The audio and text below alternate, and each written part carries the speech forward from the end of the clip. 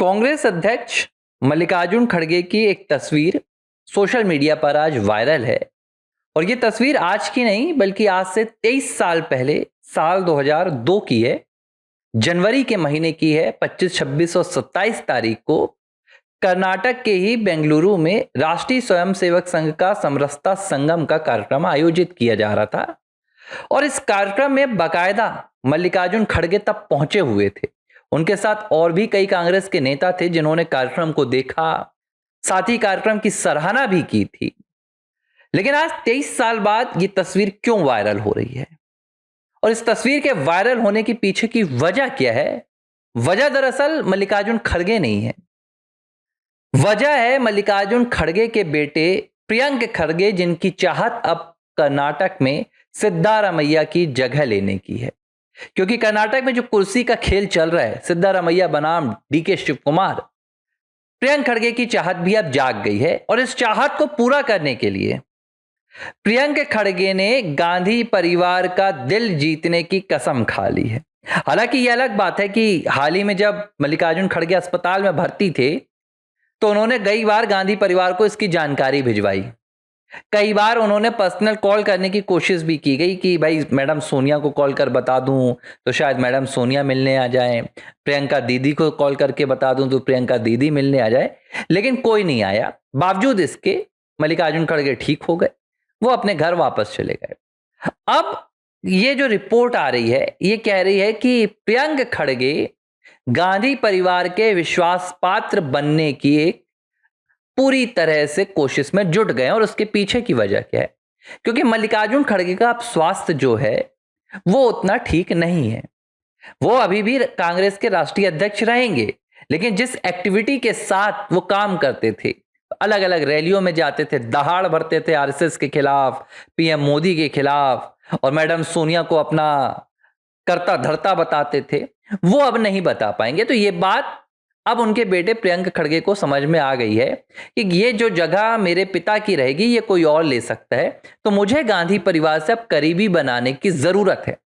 और गांधी परिवार के करीब जाने का रास्ता क्या है? अगर आप कांग्रेस पार्टी के भीतर हैं और आपको गांधी परिवार का करीबी बनना है तो सबसे पहले आपको हिंदू धर्म के खिलाफ, भारतीय जनता पार्टी के खिलाफ, आरएसएस के खिलाफ, इनके खिलाफ आपको मुहिम छेड़नी पड़ती है, गजवाए हिंद की तरह। वही काम प्रियंक खड़गे भी कर रहे हैं। कैसे कर रहे हैं? जब कर्नाटक में विधानसभा चुनाव होने वाले थे तब प्रियंक खड़गे समेत कई कांग्रेस के नेताओं ने ये घोषणा कर दी, अपने मैनिफेस्टो में ऐलान कर दिया कि कर्नाटक में हमारी सरकार बनेगी तो हम बजरंग दल पर बैन लगाएंगे। और इस ऐलान के बाद पूरे कर्नाटक में हंगामा मच गया था। जो हिंदू विचारधारा के लोग थे उन्होंने इसका जमकर विरोध किया था। और डीके शिव कुमार के कहने पर, क्योंकि DK Shiv Kumar RSS, Bajrang Dal, VHP, इन तमाम संस्थानों का, इन तमाम संगठनों का प्रभाव जानते हैं, तो उनकी सिफारिश पर, क्योंकि उस वक्त ही डीके शिव कुमार पूरा कैंपेन संभाल रहे थे, ये पूरा जो अभियान था वापस ले लिया गया। और कांग्रेस ने कहा कि इस वक्त हम चुप रहेंगे, इस मामले पर हम कोई बयान नहीं देंगे। बजरंग दल को मैनिफेस्टो से हटा दिया गया, बैन का मुद्दा। लेकिन अब 2 साल बाद प्रियंक खड़गे ने एक बार फिर से वही मांग कर दी है और उन्होंने कर्नाटक के मुख्यमंत्री सिद्धारमैया को एक पत्र लिखा है। इस पत्र में सिद्धारमैया से प्रियंक खड़गे मांग कर रहे हैं कि राष्ट्रीय स्वयंसेवक संघ को बैन किया जाए। क्यों बैन किया जाए? जो कि हाल ही में सुप्रीम कोर्ट के मुख्य न्यायाधीश बीआर गवई के ऊपर जूता फेंकने की घटना सामने आई थी, इसे प्रियंक खड़गे सीधे तौर पर राष्ट्रीय स्वयंसेवक संघ से जोड़ रहे हैं। ये इनकी मानसिकता है।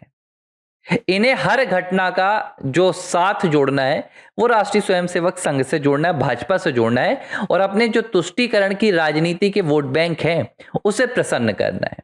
लेकिन यहां पर प्रियंक खड़गे के लिए 2 चुनौती है। एक, जो उन्हें अपना वोट बैंक बनाना है, कर्नाटक में तुष्टीकरण की राजनीति करना है, और दूसरा गांधी परिवार को प्रसन्न करना है, गांधी परिवार को खुश करना है, जो काम अब खड़गे नहीं कर पा रहे हैं। खड़गे का स्वास्थ्य अब ठीक नहीं है और खड़गे उस बुलंदी के साथ आवाज नहीं उठा पा रहे हैं। तो प्रियंक खड़गे ने ये जिम्मेदारी अपने हाथों में ले ली और उन्होंने बाकायदा ये मांग सोशल मीडिया पर डाल दी। लेकिन जब इस मांग के पीछे की असल वजह को देखा गया कि अचानक ये मांग क्यों आई, तो कर्नाटक के कुछ कांग्रेस पार्टी के विधायक हैं, उन्होंने ऑफ कैमरा ये बात बताई और ऑफ कैमरा उन्होंने पूरी पोल खोल दी। ये डीके शिव कुमार के गुट के विधायक हैं, जिन्होंने बताया कि सिद्धारमैया कुर्सी छोड़ने के लिए तैयार नहीं है, लेकिन डीके शिव कुमार और सिद्धारमैया के बीच तनातनी लगातार बनी हुई है, जिससे कर्नाटक की जो कांग्रेस सरकार है वो अस्थिर है और गांधी परिवार इसका जो सॉल्यूशन है, जो इसका उपाय है, वो निकाल नहीं पा रहा है। और चर्चा क्या आ रही है? चर्चा ये आ रही है कि इस पूरे टकराव को खत्म करने के लिए, क्योंकि डीके का जो टकराव है वो सिर्फ मुख्यमंत्री की कुर्सी पर नहीं है, डीके का जो टकराव है सिद्धारमैया के साथ सीधा हो गया है। गांधी परिवार प्लानिंग कर रहा है कि कर्नाटक में सिद्धारमैया को रिप्लेस कर दिया जाएगा और सिद्धारमैया की जगह मुख्यमंत्री किसी और कांग्रेस के नेता को बनाया जाएगा। ऐसी खबर वहां पर चल रही है। कांग्रेस पार्टी के भीतर इस बात को लेकर सुगबुगाहट तेज है और प्रियंक खड़गे तक ये बात पहुंच गई। प्रियंक खड़गे को जैसे ही इस बात की जानकारी लगी कि गांधी परिवार एक नए विश्वास पात्र को तलाश रहा है, जो गांधी परिवार के लिए अपना सब कुछ दांव पर लगाने के लिए तैयार हो, जो देश के लिए नहीं, राज्य के लिए नहीं, कर्नाटक की जनता के लिए नहीं, बल्कि गांधी परिवार के लिए सोचे, प्रियंक खड़गे ने अपनी दावेदारी यहां पर तेज कर दी। और इस दावेदारी को तेज करने के लिए उन्होंने सबसे पहले आरएसएस के बैन की मांग कर दी है, क्योंकि इससे कोई और खुश हो ना हो, गांधी परिवार खुश होगा। हालांकि एक और दिलचस्प घटना सामने आई। डीके शिव कुमार ने हाल ही में एक कार्यक्रम में वो शामिल हुए थे और एक भारतीय जनता पार्टी के विधायक हैं, इस विधायक को उस कार्यक्रम में बुलाया नहीं गया था, ये शासकीय कार्यक्रम था। इसके बाद बाकायदा डीके शिव कुमार की मौजूदगी में भारतीय जनता पार्टी के ये विधायक राष्ट्रीय स्वयंसेवक संघ की जो गणवेश होती है वो पहनकर मंच पर जाते हैं और डीके शिव कुमार को खरी खोटी सुना कर आते हैं। इस घटना के बाद डीके शिव कुमार पर कांग्रेस पार्टी का हाईकमान जो है, गांधी परिवार, वो नाखुश है और उसका कहना है कि भाई आपने अपने मंच पर राष्ट्रीय स्वयंसेवक संघ के गणवेश में एक विधायक को आने क्यों दिया? आप कर्नाटक में जो कांग्रेस पार्टी की विचारधारा है उसके साथ समझौता कर रहे हैं, क्योंकि डीके शिव कुमार इससे पहले नमस्ते सदा वसले भी गाते हुए नजर आए थे। तो इस घटना के बाद पूरा कर्नाटक जो है कांग्रेस पार्टी को लेकर एक मतभेद में आ गया है। डीके शिव कुमार को लेकर अलग चर्चाएं चल रही हैं, सिद्धारमैया को लेकर अलग चर्चाएं चल रही हैं।